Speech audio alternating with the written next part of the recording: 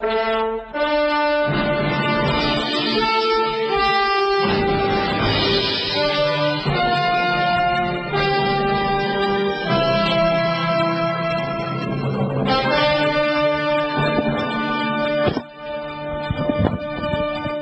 will return to the fundamental positions that I hold, that I articulate, as it relates to my relationship with Yahowah and what this program stands for during the second hour of our program tomorrow. And the thing to keep in mind as we now transition back to the prophecy that is found in Yahowah, Isaiah 17 and 18, is that everything that this program stands for strives to be wholly and completely consistent with Yahowah's testimony. So, as I explain that Jesus Christ is not valid, that neither bear any resemblance to any individual, not now, not ever, and that if you're committed to a religion that is based on that kind of a lie, you ought to be very careful. That position is not my position. It's not my interpretation. It's what God has to say. He made it very clear that the name is Yahowah and that Yahowah is Yahowah saving us and therefore doing the work of Yah. And it's essential that you know that if you want to have a relationship with Him. And God made it very clear there would never be a New Testament. There would never be a new covenant. And therefore the entire basis of Christianity is wrong, is invalid. And He made it extraordinarily clear that His Torah was forever. That doesn't make a person legalistic. It makes a person just like Yahowah when you observe it. God wants us to observe His teaching, His guidance. To observe it means to use your eyes to read it, to use your mouth and your ears to recite it and listen to it being recited. It means to closely examine and carefully consider the words. And it is from that basis that I speak. That being the case, Yahowah's Torah teaching permeates everything that He had to say, including His prophets. His Torah is communicated through the prophet Yahowah. Yahowah means salvation is from Yahowah. You'll probably recognize the name Isaiah. It's just an inept transliteration of Yahowah. Salvation is from Yah. We've spent many programs dissecting the 17th chapter, I should say, of Yahowah, Isaiah. And it has brought us to an interesting place, which is an overt condemnation of the United States. By way of quick review, what Yahowah 17 says is that there will be a war perpetrated by Islamic terrorists that will cause Damascus, which is the longest continuously occupied city in the world, to fall and to become a heap of twisted rubble. That terrorists will continue to attack Syria until they ultimately prevail and bring down the Syrian government. That even though Israel is going to be savagely attacked by a unified Islamic front, that it will survive even though it will be badly beaten. God then says that out of the demise of Syria and the Syrian war, that there will be a call to dissect Israel, to thin Israel at the waist, making it indefensible. He then speaks of a harvest of saved souls. That would be the Torah harvest that will commence, so that our Heavenly Father removes His children at this time, so they do not have to endure the hellish tribulation that is to follow. And that's what He says follows. A horrible time of conflict and war, where Muslims, by the tens of thousands, probably as many as 150,000, rush into Israel, unstoppable as a tidal wave, a flood of hatred and rage. And this time, Israel will be unable to stop them according to the prophecy. God himself will intervene, blow them away. And then God provides his teaching, his guidance regarding the very nature of Islam, where he says that, that's the fate of those who plunder us. That's the fate of those who attempt to conquer us. And he condemns the entire nature of the Islamic religion. And from that point, he transitions directly to a warning, a condemnation against the United States of America. But before we pick up that condemnation, we have Rick, who is calling in from Charlotte, North Carolina. Hello, Rick. Rick, I see you on the switchboard. Here, there you are. Yeah. Welcome. Okay, I can hear you good. Thanks. Well, thanks for taking my call. I did have some questions. I don't know if you want to change the subject, but to what you were just speaking on about the New Testament. And I agree with an awful lot of what you're saying, but I sort of come from a more Hebrew roots perspective, and we believe that a lot of the New Testament was inaccurately translated, and so instead of saying that it's the New Testament, it's the same covenant, but it's is speaking of in Jeremiah 31, where it's the renewed covenant that he makes with his people, where he writes it on his laws and that's not possible, Rick. Both one is true, but not to the extent that you would need it to be, and the other is not possible. Let's speak to one versus the other. First, your claim that it is that the reason that it comes across as being opposed to the Torah is that it has been mistranslated. One of the things that I have done is to purchase and to study the manuscripts of the oldest evidences of the Greek text. And I've learned to translate Greek, and I have studied the Greek text in excruciatingly detail.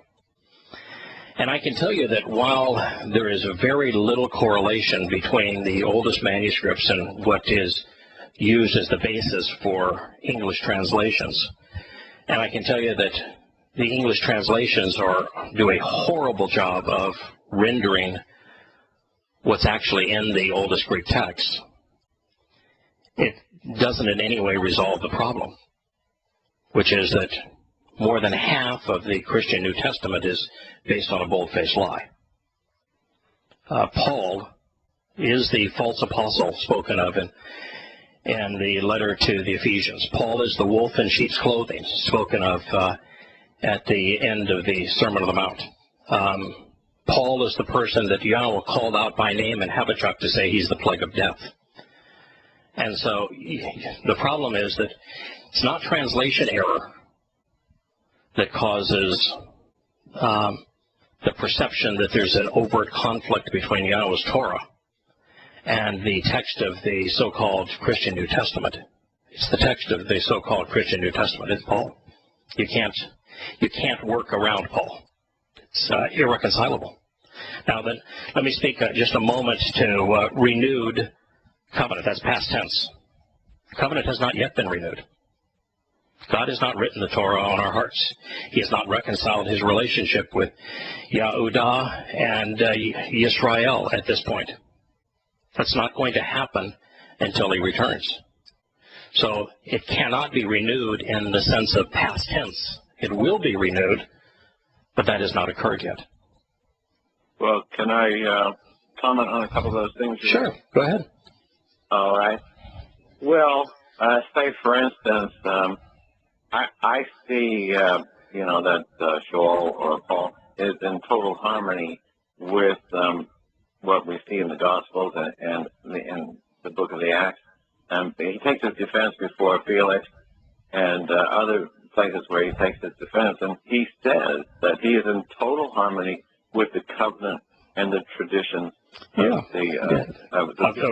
religion, particularly religious Jews. Yeah, his testimony for a while there was in complete harmony with religious Jews, with the Pharisees. He was trained as a Pharisee. That doesn't put him in harmony with the Torah because the Pharisees were in opposition. No, he was in Rick, I'm going to make it real simple for you.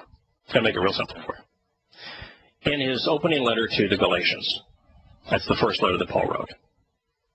About 2/3 of the way through his letter, he says that the covenant that is memorialized in the Torah was with Hagar and that it enslaves. And that therefore a new covenant has been created and he's the one who has been called to advance it. That is completely errant. It is the opposite of what God says. And so you're in a position where if you're going to believe Paul, you have to disregard the majority of what Paul wrote. Just the bottom line here. It doesn't matter what you think. It doesn't matter what you believe. It doesn't matter your perspective. What you need to do is to read Paul's words and compare them with the Torah, and they are the opposite. They are the opposite. And I don't see them as the opposite at all, because it's very obvious that when. So you're telling me, Rick, that when Paul wrote in Galatians that the covenant that's memorialized in the Torah was with Hagar and its slaves, that Paul was right. Yeah, we read in the Tanakh that it's very clear that Yahweh, when he brings his people out of Egypt, he says, I was a husband to you. Well, no, wait a minute. Answer the question. Was Paul lying, or was he telling the truth when he said that the covenant that's memorialized in the Torah was with Hagar and its slaves? Was he telling the truth, or was he lying? It's a simple question. Yes. I was just explaining that. That's in total harmony. I was just going to explain to you how Yahweh. How can that be in harmony? Have you read what God has to say about the formation of the covenant with Abraham in the first book of the Torah? Well, it's in Jeremiah. He says why there is a renewed covenant. Yes, and he doesn't say why there's a renewed covenant. He said why I'm going to renew my covenant is to reconcile my relationship with Yahowah and with Israel by literally writing the entirety of the Torah inside of them.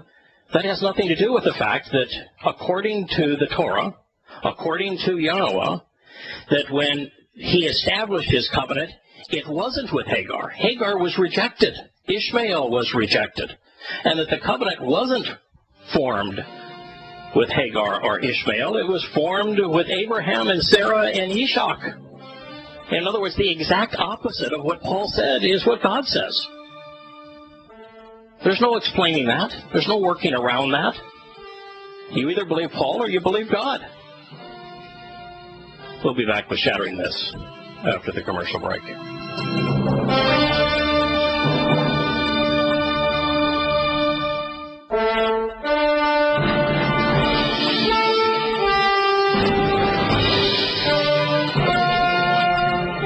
Welcome back to Shattering Myths. We're having a conversation with Rick in North Carolina.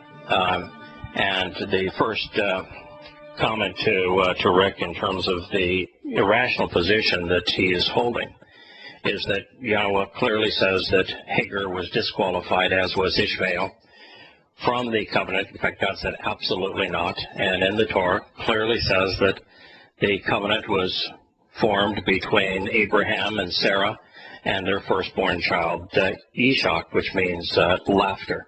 And Paul, in his letter to the Galatians to establish his New Testament, says exactly the opposite, that the covenant in the Torah was with Hagar, that it enslaves, and therefore that there is a new covenant. The positions are exactly the opposite of one another. They can't both be true. And so since Paul is contradicting God, I don't know why you would choose to believe him. Now, well, why don't we just take another one? Earlier in the book of Galatians, Paul writes that the Torah cannot save, that it is incapable of saving anyone. Yahowah says that his Torah is the means to salvation, and that it is the only means to save a soul. The positions are exactly the opposite of one another. If one is telling the truth, the other one is lying. Why would you choose to believe Paul, a man, over God? Well, where does it say that the Torah saves? Yahowah wrote, my Torah is the source for renewing and saving your soul. He wrote it in throughout the Torah. He wrote it throughout the Proverbs. He wrote it throughout the Psalms. That the Torah is the means to save. It is what saved David. You know, David was a bad dude, did a lot of bad stuff wrong. God calls him out specifically to say, you're righteous, you're vindicated. And wouldn't you know, David wrote the longest song, the longest message ever on how to properly observe the Torah, and he claims that the Torah is the means that grants him entrance into heaven. When God wrote the 10 statements in stone, the first thing that he wrote, and the 10 statements, the 10 words, are a summation of the Torah's promises. And God begins them by introducing himself and saying, I'm your Savior. And the means that he spoke about saving are consistent with the covenant as it's presented in the Torah. Let's take another one. Paul claims that circumcision is counterproductive and that circumcision is actually in opposition to his religious stance. And Yahowah says, if you're not circumcised, you cannot participate in Passover, which means you can't become immortal. He says that if you're not circumcised, you can't be part of the covenant, which means you can't be saved, you can't be part of his family. He says if you're not circumcised, you are excluded from heaven. And Paul says exactly the opposite. Who's telling the truth? Well, Paul, that's why I totally believe you're misunderstanding Paul's quotation. See, his battle was with the Pharisees. His battle was No, it wasn't. No, it's never once. He never once, ever, never in a single letter does Paul identify the Pharisees and say that my condemnation is against the Pharisees. Never once. In fact, he even says that he embraces the teaching of the Pharisees, that he was a really good student of the Pharisees. He never once, ever, designates any book, any writing, any statement of the Pharisees to say that he's opposed to them. Never once. He says, I count it all rubbish. I count it all done, that I might know Yeshua HaMashiach. That's what he says. No, he doesn't. No, he does. He says, I count it all done. I count it all garbage, that I might know Yeshua HaMashiach. That's what he says. But he doesn't know him. He contradicted him. He never once quoted him. You realize that? He never once quoted him? Not once. Okay, Yeshua was against the Mishnah. Yeah, by the way, he never met him. When Yahusha said to his disciples on the Olivet Discourse, he says, you know, there are going to be people that claim that they will have seen me in the wilderness. But I'm telling you that if they say that, you do not trust them. You do not follow them, because when I return, everyone's going to see me at the same time. And Paul claimed that he saw him on the road to Damascus. That means either Yahusha was lying or Paul was lying. Which one? When Paul says that the Torah has been annulled, that it is incapable of saving, and Yahusha says, don't not think for a moment that I came to annul any aspect of the Torah. Every jot and every tittle, every letter, every stroke of every letter is going to continue to endure so long as the heavens and earth endure. Who is telling the truth, Paul or Yahusha? Well, I believe Paul believes that. I believe Paul believes that very much. He wrote exactly the opposite. I mean, yes, he did. Rick, I'll tell you what. Rick, I'm going to give you one last shot here. One last shot. Okay. Because your positions are the antithesis of what Paul actually wrote. You've got a mythical Paul here, which is the problem with the Hebrew Roots movement. What I would like you to do, it's free. Go to questioningpaul.com. Go to questioningpaul.com. Read it. And after you've read questioningpaul.com, then what I want you to do is I want you to call me and I want you to write me. And I want you to write a rebuttal to it. Explain how your position is rational.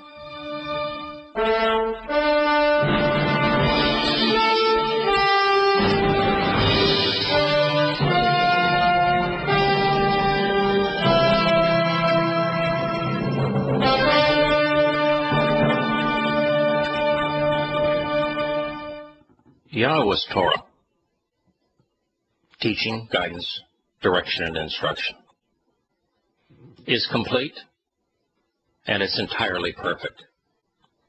Tamim, without defect, lacking nothing.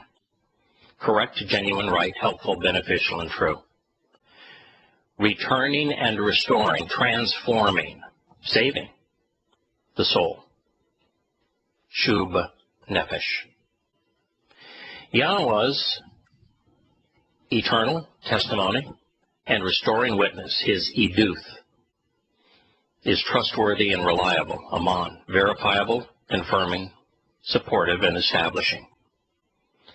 Making understanding and obtaining wisdom, educating, enlightening oneself to the point of comprehension, hakam. Simple. For the open-minded and receptive. That's God's perspective. It's from the Mizmor Song 19:7. It was scribed by the one person, God, called out by name to say, he's righteous. One individual God loved more than any other. Flawed individual, he didn't uphold all of the instructions of the Torah. He had, by his own admission, more flaws than he had hairs on his head. Which means that Paul's statement that if you violate any one of the Torah's instructions, you are condemned by it is wrong. Dowd is innocent, sadak, righteous by Yahweh's own declaration, and he violated most all of them. But what Dowd did is he observed the Torah, closely examined it, carefully considered it. He wrote the most comprehensive explanation as to how to follow his example and to observe the Torah. It's called the 119th Psalm, where he explains precisely what the Torah conveys and how it is the guarantee that he has been saved and allowed to enter heaven. Dowd's position and Paul's are the opposite of one another, just as is Yahowah's and Paul's, just as is Yosha's and Paul's. Now, Rick, I understand that you wish to interpret Paul very differently. You wish to ignore when he says things that are in direct conflict with Yahowah and Yosha. When he claims there is a second covenant when God says there isn't. When he claims that the covenant that was conveyed in the Torah was with Hagar when God says, no, the opposite is true. When he claims that the Torah can't save and God says just the opposite, as I've just read to you. Their positions are the opposite of one another.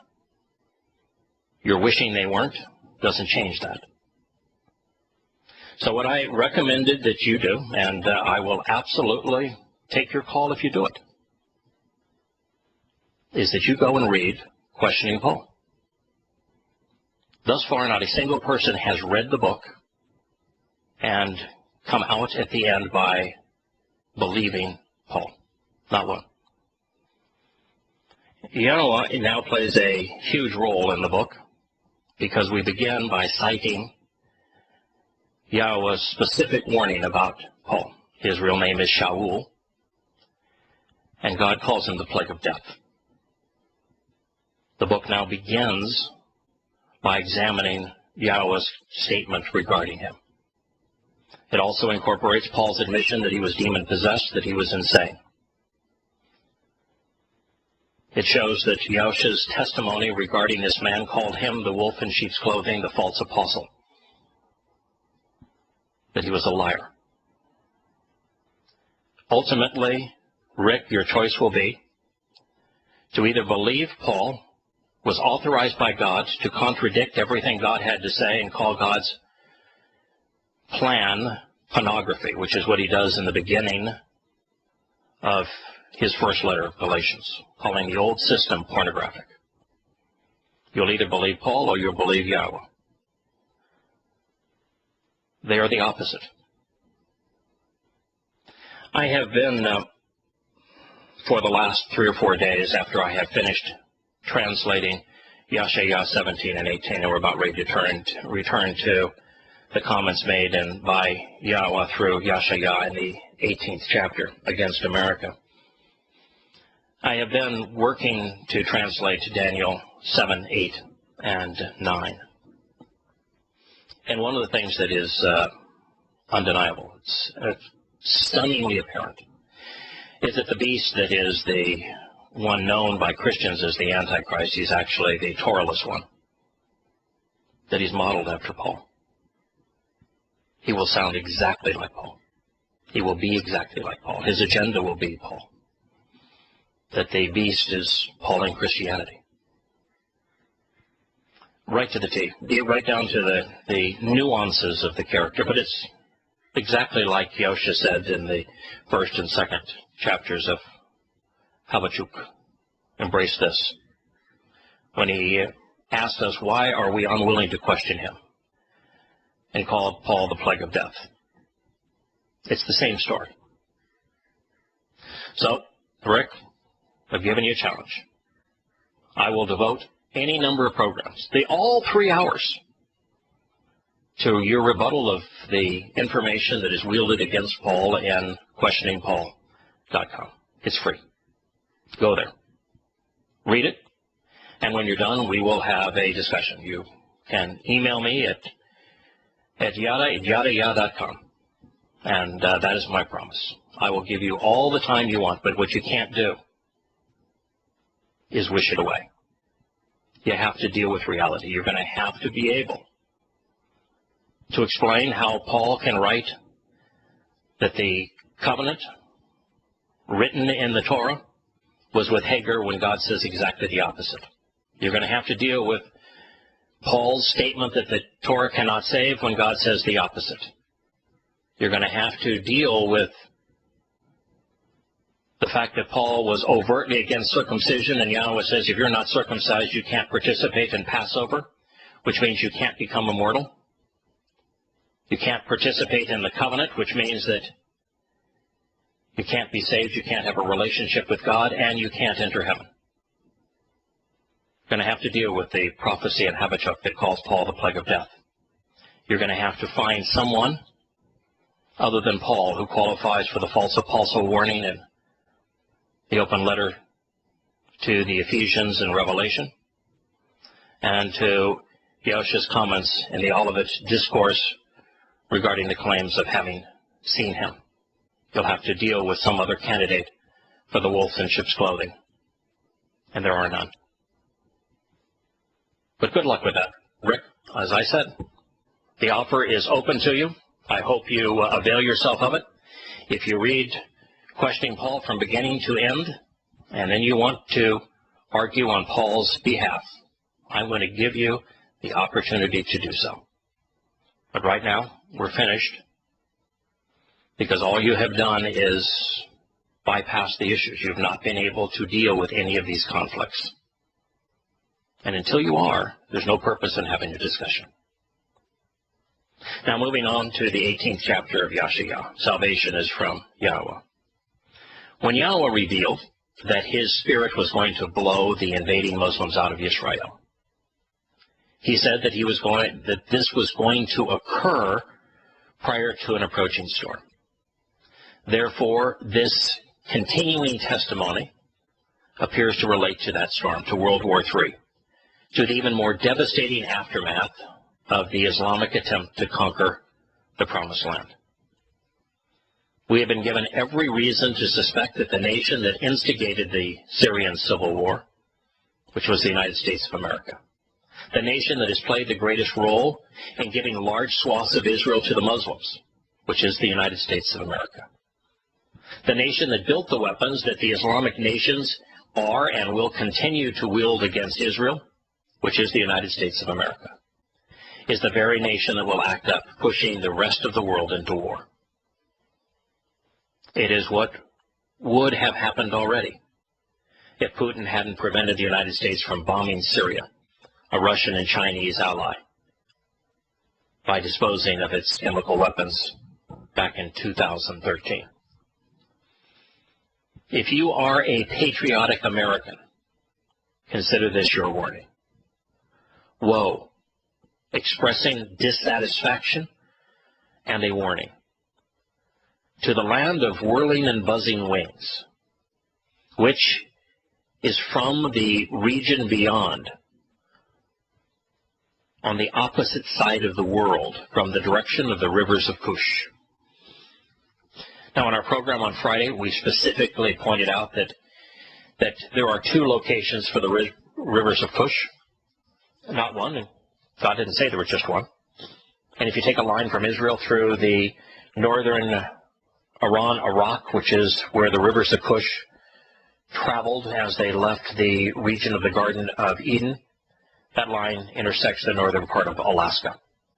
And then the rivers of Cush are associated with the Nile Delta. Throughout this book, the prophetic book of Yahowah and elsewhere. And if you draw a line from Jerusalem through the Nile Delta region, you intersect the Florida Keys, the southern tip of Texas, and the southern tip of the Hawaiian Islands. If you take a line and draw it directly across the Mediterranean Sea through the Straits of Gibraltar, it intersects the United States just above Washington, D.C., between Washington and New York City. And the whirling wings are what America is most known for as it invades other countries. Our attack helicopters, our helicopter gunships. God goes on to describe this country. He says it dispatches envoys by way of the sea. And so in floating vessels on the surface of the waters, the messengers travel swiftly, indulgently, and immorally. The nation of people from different races and places is tall, intoxicated, and immodest. They have a propensity to take things away from others. They are scrubbed clean, smooth skin, and completely shaven, and yet typically reckless. These people are feared, some even revering them, from here to there and beyond, in a future time. This population is comprised of many different races, and it routinely vomits up and spews out nonsense in a strange foreign language, talking down to others, mocking them, while continually marching off to war on this condescending, moronic rhetoric. Always trying to impose its influence. It aggressively subdues, trampling people underfoot and kicking them out. It is a country which is divided by rivers. More in a moment.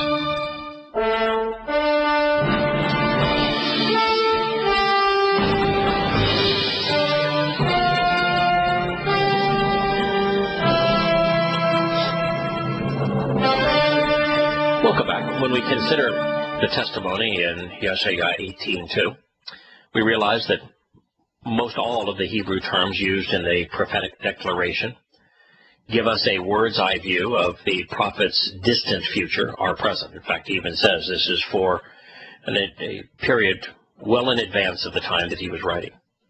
So we should not be surprised that each of the terms are rich in their implications, but they are uncommon in their usage because you wouldn't use these terms to describe events in Yahowah's time.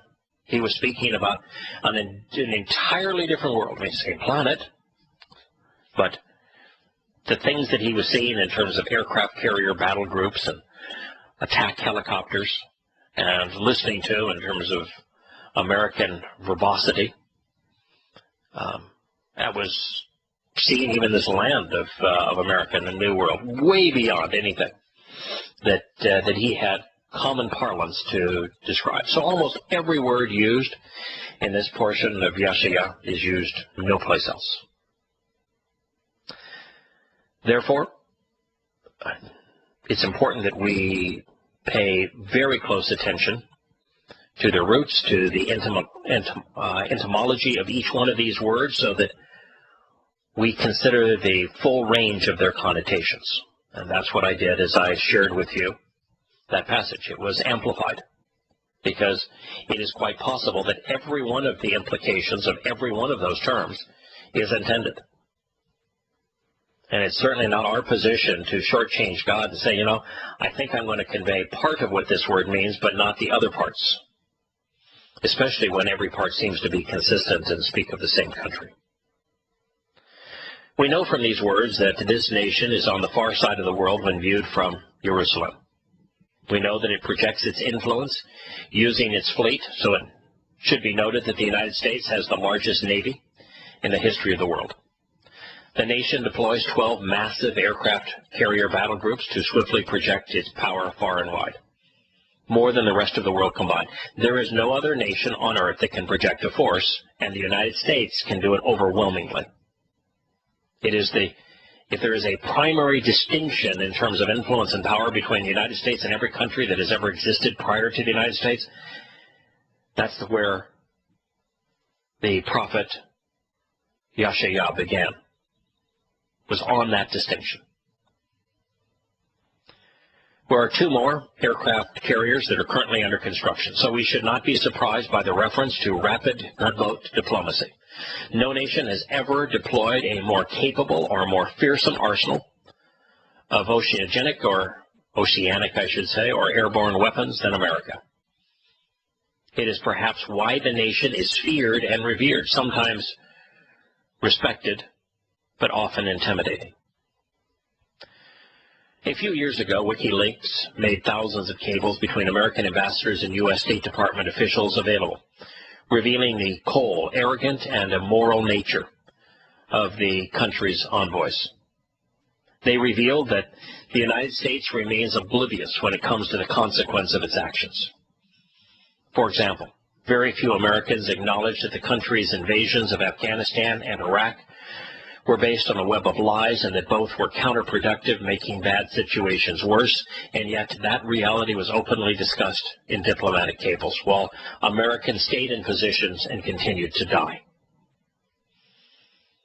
This reality is why so many returning American troops are committing suicides. States reporting 40% of the U.S. population, documenting less than 70% of the military suicides in those states, report 22 per day, revealing that the actual number must be over 80 suicides per day. When this is extrapolated over the 10 years since Americans began returning from Afghanistan and Iraq, it equates to an astonishing 200,000 to 300,000 American troops taking their own lives as a consequence of these foolish, immoral, deadly, and destructive invasions. The world is full of Goyim, Gentiles. But one nation, and only one, is known expressly for racial diversity. America. It's the melting pot. It has grown by beckoning people from around the world. And this prophecy, in it a Goy nation of many races, is singular, therefore warning one solitary country. Now you just look at human history, particularly in a nation that's on the other side of the world from Israel, a nation in a distant time, from the time that this was recorded in 725 BCE. And you tell me another nation known for its naval prowess, its air prowess, and its racial diversity. We'll return to Shattering Myths at this time tomorrow. May God bless.